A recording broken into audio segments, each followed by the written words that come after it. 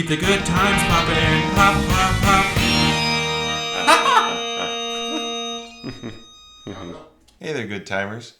Coming at you with a philosophical musing, so to speak. Peculiar. So this is our first collaboration, actually. Well, I mean, no, Morningstar Productions? Morningstar Productions. Technically. Yeah, yes. technically. But like Lego, YouTube, Good Time Group, big time stuff. Here we are, collaboration with none other than BB 202ster. Wow. Yeah. He's got some really cool videos out there. We first found him through a Fright Nights video. Lots of stuff on Classic Castle, all Lego Castle. Really cool. Lots of thoughts, news, hot takes on sets. We really appreciated the fact that he reached out to us wanting to do a collab because, I mean, we've pulled a little bit back on the reins, but we're here. We're back. So, juniorization in Lego. That's in reference to big, silly pieces intended for the littlest, tiniest babies. Or at least treating 8-year-olds like babies. 8-year-olds aren't babies. 4-year-olds aren't babies. And 4-year-olds can tell. As a fantastic introduction and some thoughts getting the feet wet on juniorization, we actually want to bring in our good friend, the BB202ster.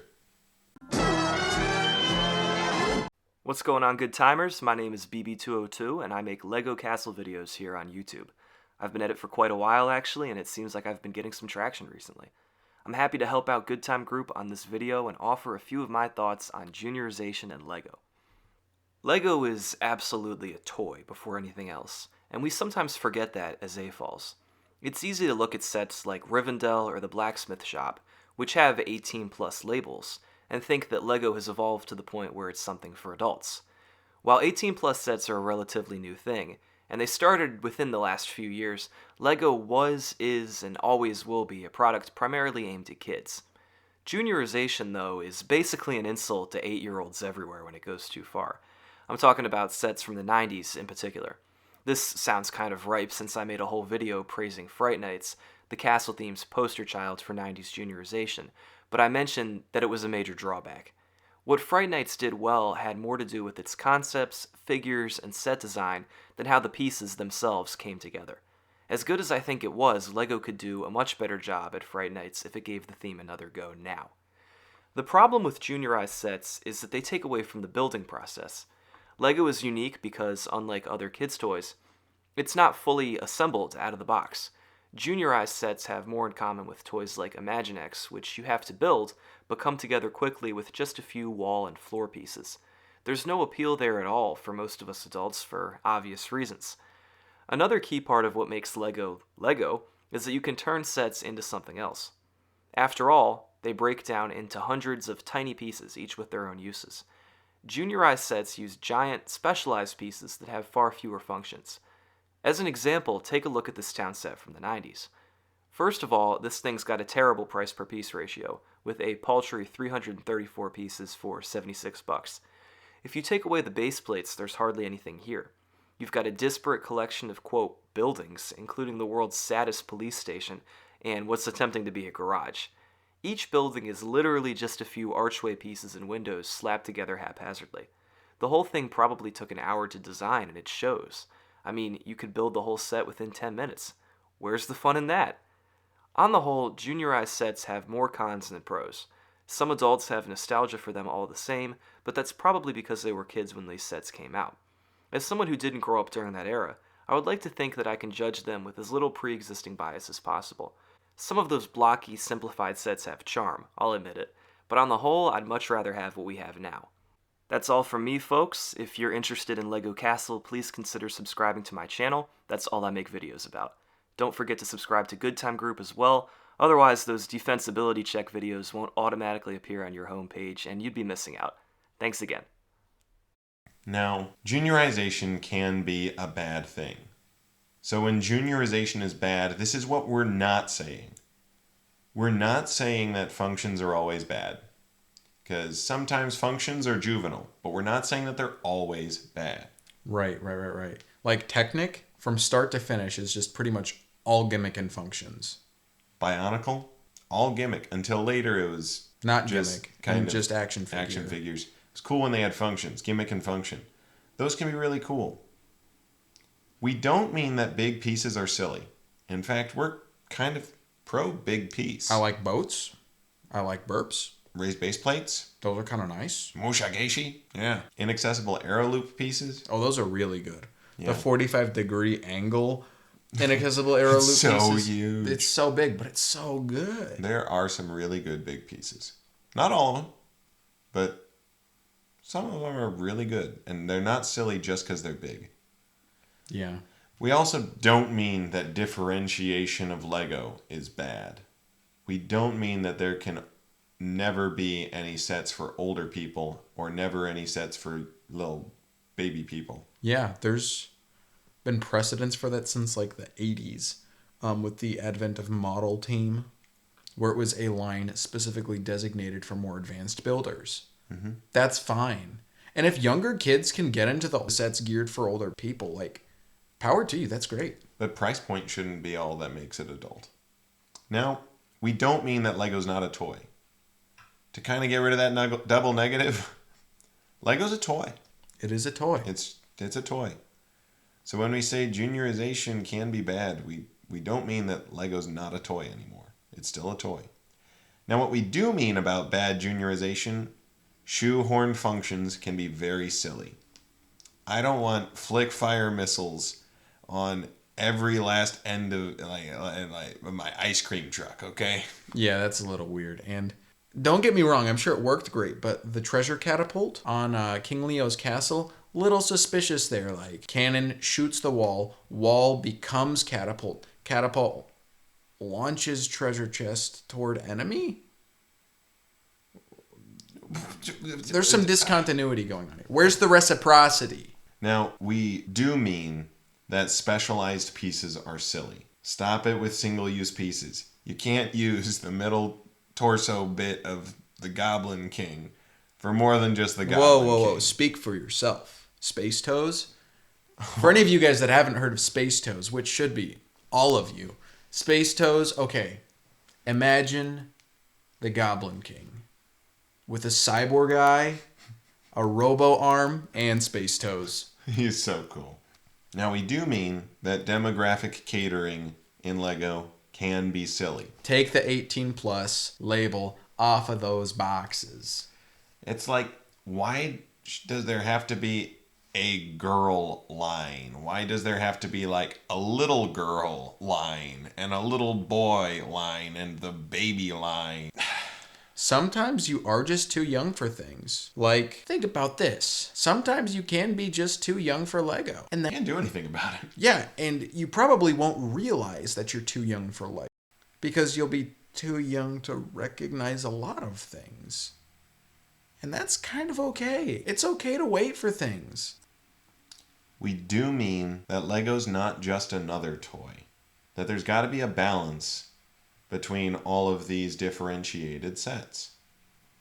That Lego strikes a beautiful marriage between building blocks and model making kit.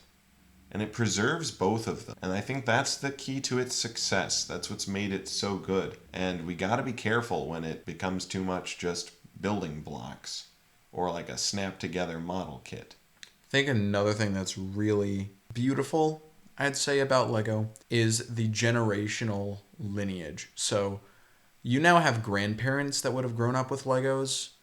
I mean, even great-grandparents at this point who grew up with Legos can still enjoy the same type of play with their grandchildren or great-grandchildren. Like, that's something really special. It is not obsoleted quickly. I think one of the dangers of talking about juniorization as bad all the time is we forget what the word Lego means.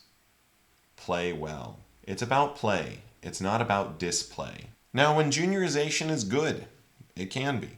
Now, we do not mean that Jack Stone is forgivable. It was more like Playmobil. It is not forgivable. It's kind of offensive. And we don't mean that there can be no adult sets, that Lego's a toy, therefore it's just for kids. Not what we mean. We also don't mean that toys should just be cheap. Nope. Because juniorization, we're talking about how there's 18 plus sets that are $1 billion to the mind of an 8-year-old. Yeah.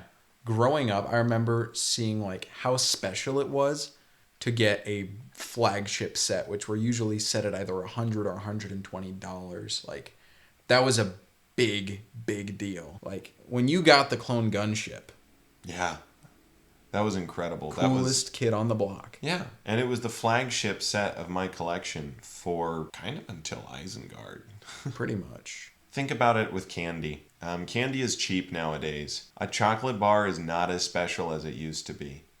And are kids happier? No. Are kids healthier? Certainly not. Just inundation with toys, very much like inundation with candy. Like one makes the body unhealthy, flabby. The other makes your mind or your soul even unhealthy. We also don't mean that details are unnecessary. Bring on the details. Bring on Magisto's little stone desk. Bring on the fireplaces and things. Yeah. Now what we do mean is Lego is used by all ages. Just about anybody of any age uses Lego. It's great. It's really cool. And that's a good thing that juniorization allows, is all those younger folks. We do mean there should be stratified sets. That there should be complicated sets, model team type sets, crazy sets, cool sets, big sets, but also small sets and simple sets. On grounds of juniorization, the whole thing with big pieces, the difference between good juniorization and bad juniorization has to do with scale. If you look at the box and it says 40 pieces, but it's going to be as tall as your 8-year-old sister, that's a problem. That's called lots of big, bad, specialized pieces. Now, let's say it was a set geared for kids and it was like, 200 pieces. And it spanned a couple of base plates. That's good. Not too crazy in terms of pieces. They're not going to be super tiny. They're not going to be super big. It's just right. It's just right. And mini doesn't mean junior. Junior doesn't mean mini. If you look at a dollhouse, it's not house junior. It's mini house. All of the details are preserved. You'll see some with wallpaper and stuff like that. It's not condescending. It's simply miniature. Juniorization is bad when it's condescending. Big eyes, flashy colors. Sometimes mini is okay. It would be a problem if your toddler wouldn't play in a small kitchen unless it was Paw Patrol, like a Paw Patrol themed kitchen. There aren't Paw Patrol themed kitchens. You're lying to them. But what they want is metal pots and pans to bang and use, and an easy bake oven. This is my size of the real thing. And Lego can do that. This is my size of it. This is my size of the real kingdom. Now, we do mean cool can be made affordable. And juniorization plays into that. Especially the big pieces thing plays into that. Some big pieces are very cool. And cool can be made affordable. It doesn't have to be an $800 set in order to be cool.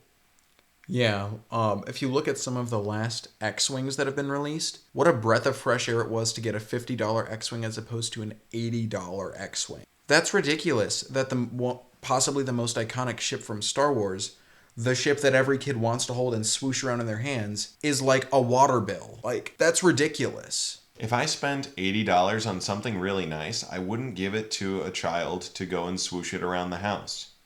But if you don't swoosh around a Lego X-Wing, I think it's a sin. That's kind of what it's there for. That's what it ought to be used for. And if it's so expensive or heavy or fragile or adult that you can't swoosh it around, very bad, very unepic. It's an offense to Lego, an offense to the toy X-Wing, because it is both. But think of it this way. If I bought a hammer and put it behind glass to be seen by all, never to be touched, what on earth am I doing? Nobody's probably going to really look at my hammer, so it's a waste on that front. And two, if I never take it out and use it, I've wasted money in two scenarios with the same thing. What we do mean is that simple can be charming. Charm's a really important thing with Lego, and so is simplicity. We talked about it in our conversation with BB202 on details. Having 1,000 different kinds of Lego heads, are you 1,000 times happier? Are you 1,000 times more grateful? When they added a mustache to the Lego heads, I think I was twice as grateful. I think I was twice as happy.